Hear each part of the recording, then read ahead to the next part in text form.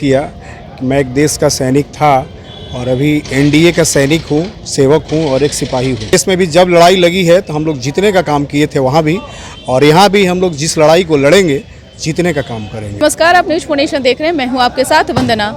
जदयू नेता संजीव शर्मा बीजेपी प्रदेश कार्यालय पहुंचे। बता दें कि इन दिनों बिहार में कई सीटों पर उपचुनाव होना है। उपचुनाव को लेकर भी सियासत जो है देखी जा रही है बिहार में। लेकिन सर किस विषय को लेकर के पार्टी कार्यालय पहुंचे हुए थे भाजपा, इन्हीं से बात करते हैं। क्या बात हुई सर आपको? माननीय विनोद तावड़े जी जो बिहार प्रदेश के प्रभारी हैं, मैं उनसे मिलने आया था, औपचारिक मुलाकात। जी, क्या बात हुई सर? क्या टॉपिक था क्या? हमें जो कहना था हमने कहा, रिक्वेस्ट किया कि मैं एक देश का सैनिक था और अभी एनडीए का सैनिक हूँ, सेवक हूँ और एक सिपाही हूँ। अब तो राजनीति सलाहकार में भी हैं नीतीश कुमार के। जी। क्या अभी लग रहा है सब कुछ अच्छा है? सब कुछ अच्छा है, बहुत बढ़िया है। चुनाव भी है सर, पर उपचुनाव है। सेमीफाइनल बताया जा रहा है कि ये चुनाव जो है एक तरह से सेमीफाइनल है। आगे नेताओं का जो है कद और ताकत दोनों इसकी परीक्षा हुई। हम लोग चुनाव लड़ेंगे और जीतेंगे, क्योंकि हम लोग जीतने वाले सैनिक हैं। जी। हम लोग हारने वाले सैनिक नहीं रहे हैं कभी। देश में भी जब लड़ाई लगी है तो हम लोग जीतने का काम किए थे वहाँ भी, और यहाँ भी हम लोग जिस लड़ाई को लड़ेंगे जीतने का काम करेंगे और झंडा गाड़ के रखेंगे। जैसे वहाँ देश का झंडा गाड़े थे, यहाँ एनडीए का झंडा गाड़ेंगे। अभी औपचारिक ऐलान होना बाकी है, लेकिन सूत्रों से माने तो 2 सीटों पर बीजेपी की तैयारी है, तरारी और रामगढ़। एक सीट बेलागंज जो है जदयू चुनाव लड़ रही है। इमामगंज पर सीट पर जो है हम पार्टी लड़ने जा रही है। क्या कुछ उस विषय में भी आपकी बात हुई? देखिए, उस विषय में हमारी बात तो नहीं हुई है। हमारे बिहार प्रदेश के मुखिया और हमारे माननीय मुख्यमंत्री जी श्री नीतीश कुमार जी हैं, उनसे मैंने रिक्वेस्ट किया था। मैंने 10 बरस से एनडीए में साथ रहा है और झंडा ढो रहा हूं और निरंतर कार्य कर रहा हूं। माननीय प्रधानमंत्री श्री नरेंद्र मोदी जी का और माननीय मुख्यमंत्री श्री नीतीश कुमार जी का, उस उम्मीद से, उस अपेक्षा से, उनके ऊपर जो आस्था है, विश्वास है, उस विश्वास और आस्था के लेकर मैं हमेशा तत्पर हूं। और उनसे रिक्वेस्ट किया था तो उन्होंने कहा कि जाइए आप तैयारी कीजिए। उस विश्वास पे मैं पीसी भी कर चुका हूं अपने क्षेत्र में। जी। बिहार के मुखिया मुझे जब आदेश दे दिए हैं तब मेरे लिए बेहतर, मेरे भविष्य के बारे में बेहतर, मेरे पार्टी के बारे में बेहतर उनसे ज़्यादा कौन कर सकता है। तो आपके लिए सूटेबल जगह क्या है? अब मानिए जहाँ आदेश दे देंगे मैं वहाँ हूँ। लेकिन आपका क्षेत्र तो बेलागंज, तो जहाँ जदयू लड़ी है वो तो क्षेत्र आपका नहीं मेरे ख्याल से है। जी। तो आगे की सीट पर आपकी तैयारी चल रही है? मैं तरारी का स्थानीय हूँ, तरारी का नेता नहीं, तरारी का बेटा हूँ और तरारी से ही मैं चुनाव लड़ूंगा। जी। और तरारी को मैं कभी नहीं छोड़ सकता हूँ। तो अब मुझे उम्मीद है, मुझे विश्वास है कि हमारे जितने भी एनडीए के माननीय सर्वमान्य नेता हैं मेरे उम्मीद को ज़रूर पूरा करेंगे, मेरे सपना को पूरा करेंगे।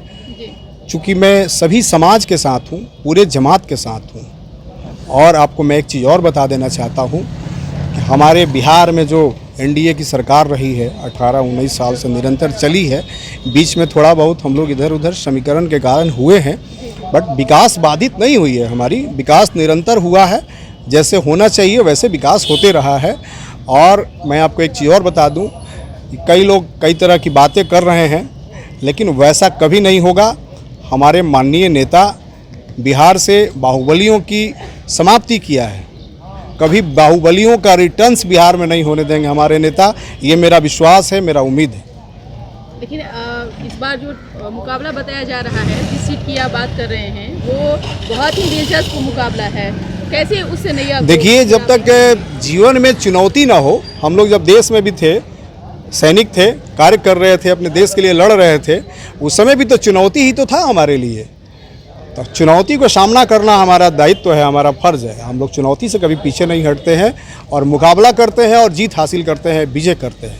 लेकिन शाहाबाद की जो बात आप कर रहे हैं, तो वो एक तरह से महागठबंधन के लिए भी जो है नाक का बाल बताया जा रहा है। फिर कैसे आप लोग उस सवारी को कैसे आप लोग तय करेंगे?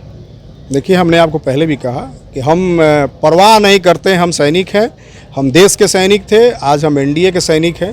सिपाही हैं, और जब हम चल देते हैं तो पीछे की ओर नहीं देखते हैं, आगे की ओर देखते हैं और विजय हासिल करते हैं, फतेह करते हैं। तेजस्वी यादव के जो वहाँ दूत बन करके जो मैदान में उतरेंगे तो क्या आप उनको टक्कर देंगे?